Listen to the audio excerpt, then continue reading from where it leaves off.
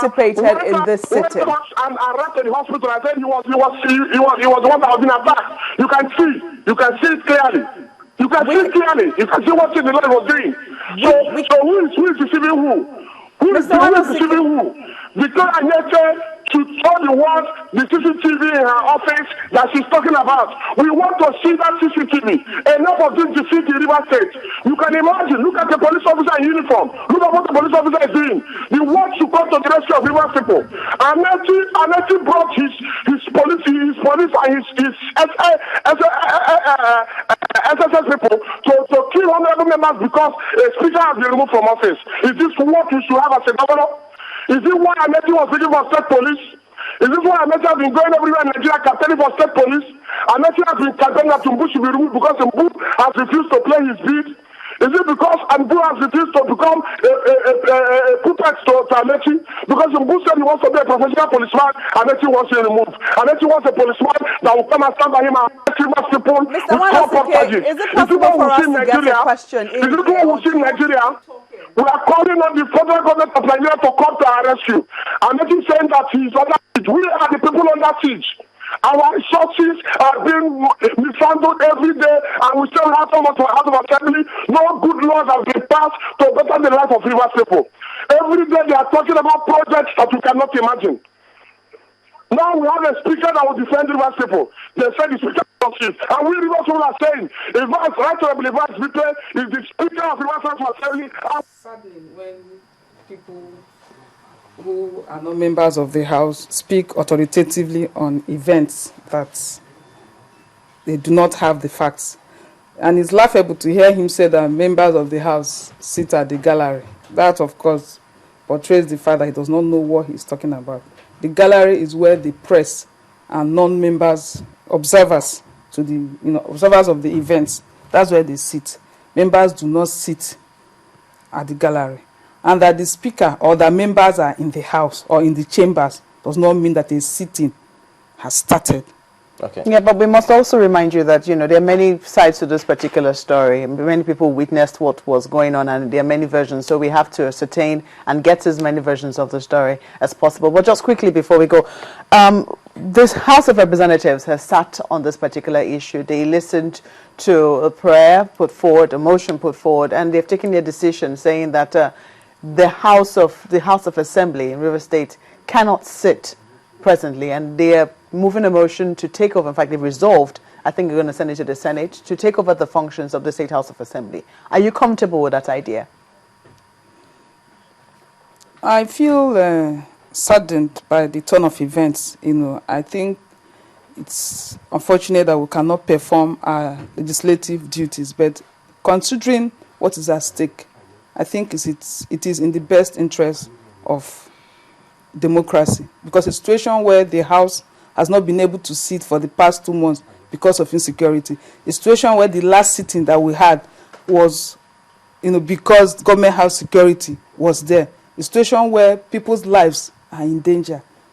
For me, I think that is the best thing that has happened for now. Well, speaking about the CCTV footage, because if you say that there was a confession on YouTube about who beat the speaker, don't you think it would have served a lot more purpose if the image of that event was actually relayed to the public, so that all this can be sorted out once and for all, and to show that there was 5 people who sat and not 7 or more than that, as you say? Well, thank you. When we have access to our office, that is when we can have access to the CCTV recording.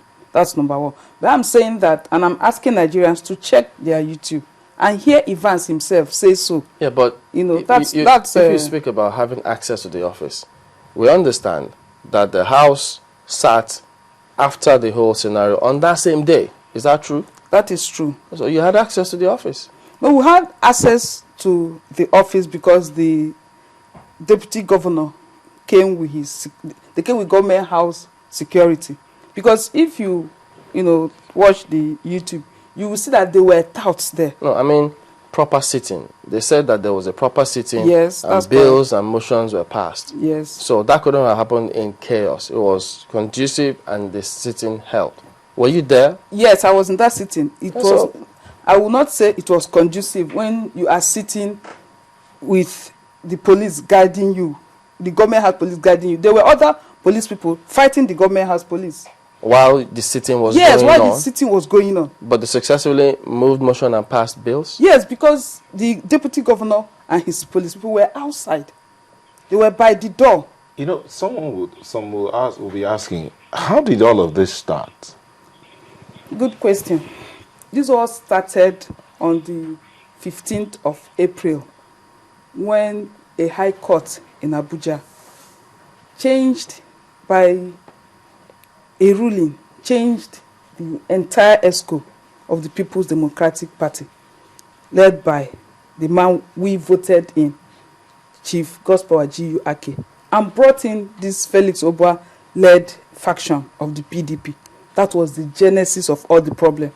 And the Commissioner of Police issued a press statement immediately saying that he was going to carry out the court, he was going to enforce the court judgment. Which of the commissioners? Because this The is not present the... Commissioner of Police, no, Joseph Mbu, said he was going to enforce court judgment, not maintain law and order. He was going to enforce court judgment. And he stationed police people at the PDP, at the state PDP secretariat to ensure that his conquering people come in.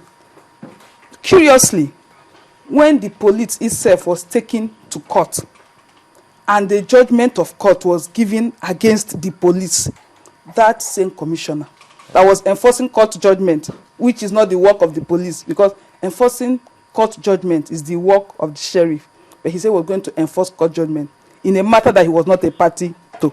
But when the case came against him and judgment was given against the police, he did not obey court order. As lawmakers, shouldn't you be seen to be maintaining the law by following such judgments as from the court? Of course.